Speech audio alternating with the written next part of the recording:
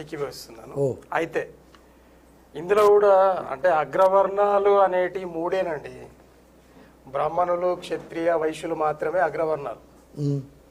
ఈ రెడ్డి, విలమ, కమ్మ, కాపు, బీసీలు, ఎస్సీలు, ఎస్టీలు, మతం మారిన మైనారిటీలు అందరూ శూద్రులే. దీంట్లో ఎవరు అగ్రవర్ణాల కిందికి రారు. అంటే మీ లెక్కలో అగ్రవర్ణాల ఆధిపత్యం లెక్కలు కాదు, చరిత్ర లెక్కలు సార్. అది రాంగ్ ఫీడింగ్ చేయడం. రెడ్లు శూద్రులు, కమ్మలు శూద్రులు, వెలమలు శూద్రులు, కాపులు శూద్రులు, ఆంధ్రాలో ఉన్న కాపులు, ఇక్కడున్న కాపులు బీసీలు, అక్కడ ఓసీలు. అంటే ఇప్పుడు ప్రభుత్వ లెక్క ప్రకారం ఓసీ కింద వస్తారు కదా వాళ్ళంతా.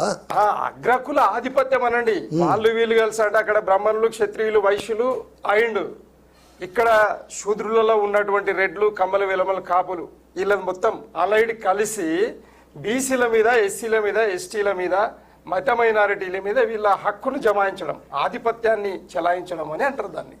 కాబట్టి దాంట్లో అన్నగారు చెప్పినట్టు మరి సీనాన్న చెప్పింది 100% వాస్తవమే, ఏ పార్టీలో అయినా. కానీ మా పార్టీ ప్రత్యేకమైంది. మా పార్టీ ప్రత్యేకమైంది, అదే చెప్తున్నా. అయితే తెలంగాణ వాదం అనేది అత్యంత పేద వర్గాలకు చెందినటువంటి రెడ్లు, కమ్మలు మా దగ్గర లేరు తెలంగాణలో, చాలా తక్కువ. అయితే రెడ్లు తర్వాత కాపులు ఉన్నారండి. ఇక్కడ మా దగ్గర బీసీలు ఉన్నారు. అయితే వీళ్ళందరూ కూడా ఒక పేద వర్గాలు, బీసీలు, ఎస్టీలు, వీళ్ళంతా పేద వర్గాలకు చెందినటువంటి తెలంగాణ వాదం ఇది. ఆ తెలంగాణ వాదాన్ని ఎత్తుకోవడానికి ఆధిపత్య పార్టీలలోని, ఆధిపత్య కులాలలోని ఎవరు కూడా సమ్మతించలేరు. కేసీఆర్ గారు అడుగు వేసేంత వరకు 2001 వరకు రాజకీయ యుద్ధంగా మలచలేకపోయారు. గత కాలంలో తెలంగాణ ప్రజాసమితి ఉండింది ఇందిరాగాంధీ కాలంలో. ఆ సమయంలోనే 16 మంది ఎంపీలకు గాను 11 మంది ఎంపీలను పంపిన చరిత్ర తెలంగాణ ప్రజలది.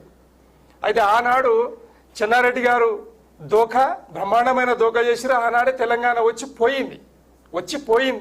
మళ్ళీ అంతటి కఠినమైన ఉద్యమాన్ని కేసీఆర్ గారు చేతబట్టిన తర్వాతనే దానికి విజయం వరించిందంటే పేద వర్గాలకు పెన్నిది ఎవరు అని అంటే వాస్తవంగా కూడా కేసీఆర్ గారేనండి. కేసీఆర్ గారే, ఎవరైనా ఒప్పుకోవాల్సిందే. అది ఖచ్చితంగా ఒప్పుకుంటారు లేదా తర్వాత మాట. కాబట్టి మన టాపిక్ ఇక్కడ ఏంటంటే మీ పార్టీలో కూడా అగ్రకులాల, అగ్రవర్ణాల ఆధిపత్యం ఉంది, కరెక్టు సీనన్న చెప్పిందని మీరు అన్నారు. అంటే మీరు దాన్ని ఏకీభవిస్తున్నారు. అంటే మీ పార్టీలో కూడా ఉంది. ఏకీభవిస్తూ కూడా నేను ఏం చెప్తున్నా అంటే ఇలా పంచాయతీ పార్టీ ప్రత్యేకం.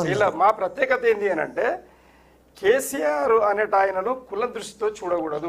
ఉద్యమ నాయకుడు చూడండి, ఒక ఉద్యమ నాయకుడు. అలా అనుకుంటే కాంగ్రెస్ అవునండి.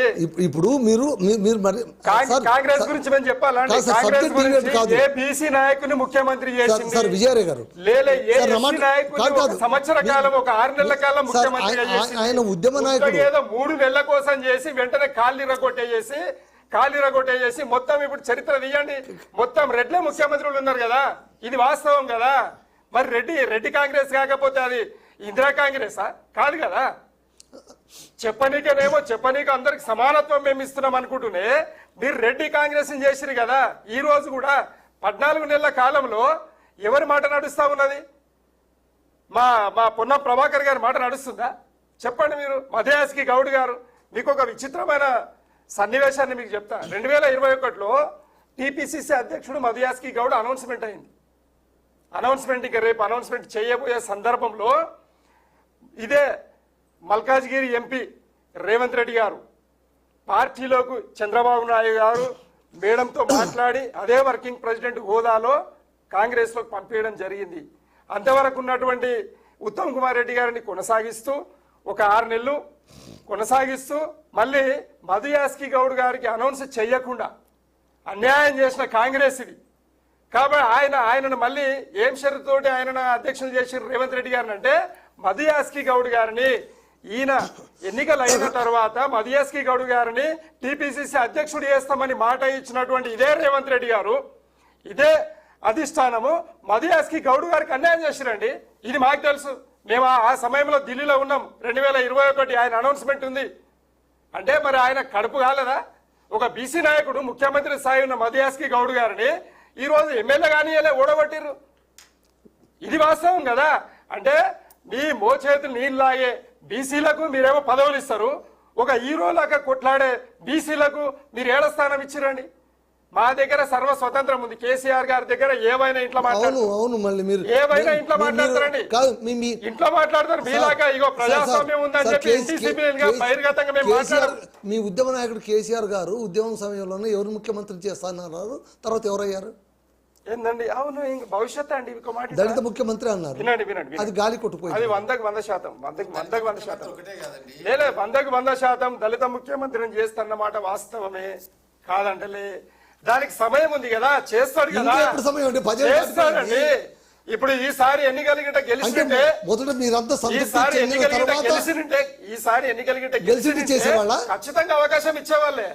అంత అన్యాయమైనటువంటి కేసీఆర్ గారు కాదండి. మళ్ళీ అలాంటప్పుడు మీరు ఆ హామీ ఇవ్వలేకపోయారు గత ఎన్నికల్లో. ఏ ఎన్నికలలో? ఈసారి మేము గెలిస్తే ఖచ్చితంగా దళిత ముఖ్యమంత్రి అయిపోతాడు. అవ్వండి, వీళ్ళలాగా మాట ఇచ్చి వెనకకి ఎందుకు తగ్గుతామండి? ఇస్తాము. దాని సమయము 10 ఏళ్ళండి సార్, సమయం ఆసన్నం కావాలి. ఏ విషయానికైనా ఇంటి పెద్ద హామీ ఇచ్చిన మాత్రాన వెంటనే చేయాలని ఏం లేదు. మొదటి 5 ఏళ్ళు ఓకే, మీరు చెప్పినట్టు ఆయన ఉద్యమ నాయకుడు, ఆయన నవ తెలంగాణ నిర్మాణం చేయాల్సిన గురుతర బాధ్యత అయిన భుజస్కంధాలపైన ఉంది కాబట్టి ఖచ్చితంగా ఆయన ముఖ్యమంత్రి అయ్యారు. ఎవరు తప్పు పట్టాల్సిన పని లేదే అనుకుందాం. కనీసం 2వ టర్మ్ అని ఆలోచించవచ్చు కదండి. అవునండి, సంపూర్ణంగా తెలంగాణ అభివృద్ధి అయిన తర్వాత నాయకుడు అనేవాడు పటిష్టంగా తయారైన తర్వాత మాత్రమే పదవి అప్పచెప్పాలి. అనామకునికి వినండి, ఎవరన్నా కానీ ఇక్కడ కమ్యూనిటీ కాదు, ఒక అనామకుడి కుర్చీ మీద కూర్చుని పెడితే అనుభవ రాహిత్యంతో రాష్ట్రాన్ని అధోగతి పాలు చేస్తాడు. ఈ రోజు రేవంత్ రెడ్డి గారు మంత్రి కాడు, ఆయన ఓన్లీ ఎంపీ ఎమ్మెల్యేగా ఉండే అనుభవం లేదు. 15 నెలలను చూస్తా ఉన్నాం కదా. అనుభవ రాహిత్యం ఉన్నటువంటి ఒక నాయకుడిని సీఎం కుర్చీ మీద కూర్చుని పెడితే ఏం జరుగుతుందని మనం చూస్తున్నాం కదా. అందుకోసమే కేసీఆర్ గారు చాలా పటిష్టమైనటువంటి రాజనీతి కలిగిన వాడు కాబట్టి మా నాయకులను లేదండి, మా నాయకులను పటిష్టమైన ముఖ్యమంత్రి స్థాయిగా ఎదిగిన తర్వాత పగ్గాలు ఇద్దామనే దాంట్లోనే ఆయన ఆగాడ తప్పిస్తే బీసీల మీద ఎస్సీల మీద ఎలాంటి కాదు. మీ మాట ప్రకారమే తీసుకుందాం. ఈ 10 ఏళ్ల వ్యవధిలో తాను ఎవరైనా ఒక దళిత నాయకుడిని ముఖ్యమంత్రి స్థాయిగా తయారు కావడానికి శిక్షణ ఇచ్చిన దాఖలాలు ఏమైనా 100% అండి. ఈ రోజు చూడండి, డాక్టర్ ఆర్ఎస్ ప్రవీణ్ కుమార్ గారు ముఖ్యమంత్రి స్థాయి, డాక్టర్ ఆర్ఎస్ ప్రవీణ్ కుమార్ గారు ముఖ్యమంత్రి స్థాయి క్యాండిడేట్. అలాగే మొన్న రాజన్న ఏదైతే ఉప ముఖ్యమంత్రి ఉండేనో ఆయన మీద ఆయన మీద ఆరోపణలు వచ్చినాయి. ఆయనే స్వయంగా వచ్చి ఒప్పుకున్నాడు, నాతోటి తప్పు జరిగిందని. ఇదైతే మొత్తం ప్రపంచం చూసింది. ఆయన కేసీఆర్ గారిది దాంట్లో మిస్టేక్ పడితే ఎవరేం చేయలేరు. అయితే వినండి, అంటే నేనేమంటున్నా,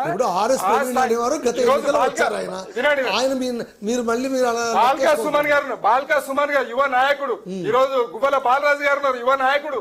ఇలాంటి వాళ్ళు చాలా మంది పటిష్టంగా నాయకత్వాన్ని తయారు చేస్తా ఉన్నాడు కేసీఆర్ గారు. ఈ రోజు శ్రీనివాస్ గౌడ్ గారు ఉన్నారండి మా దగ్గర. శ్రీనివాస్ గౌడ్ గారు వాళ్ళందరూ కూడా ముఖ్యమంత్రి స్థాయిని పెంచే దాంట్లోనే ట్రైనింగ్ ఇస్తా ఉన్నాడు. 100% పక్క 100%. రేపు వచ్చే కాలం అంతా రేపు వచ్చే కాలం అంతా ఎస్సీ ఎస్టీ బీసీలదే, అంతే, బహుజనులదే. ఈసారి బీఆర్ఎస్ పార్టీ వస్తే కేటీఆర్ ముఖ్యమంత్రి గారు, కేసీఆర్ ముఖ్యమంత్రి గారు. వినండి, మా కవిత గారు అందుకోసమే అందరికంటే మొదలుగా బీసీ నినాదాన్ని ఎత్తుకొని పోరాటం చేస్తున్న తెలంగాణ బిడ్డ మా కవిత గారండి. ఆమె దమ్ముధైర్యం చూసిన తర్వాతనే మా నాయకుడు మల్లన్న చూడండి ఎంత చక్కగా ఈ రోజు ఒక బీసీ నాయకుడిగా ఎదుగుతా ఉన్నాడు. మా మల్లన్న గారు మీరు చూడండి, అరే అవ్వండి, బ్రహ్మాండంగా ఎదుగుతా ఉన్నాడు ఆయన. ఈ రోజు అలాంటి నాయకుడు, యువ నాయకుడు ముందరకు వస్తే బీసీలందరూ ఏకమవుతా ఉన్నారు. కాబట్టి మేము ఏమంటున్నామంటే ఎస్సీ ఎస్టీ బీసీలకు సంబంధించినటువంటి ఏది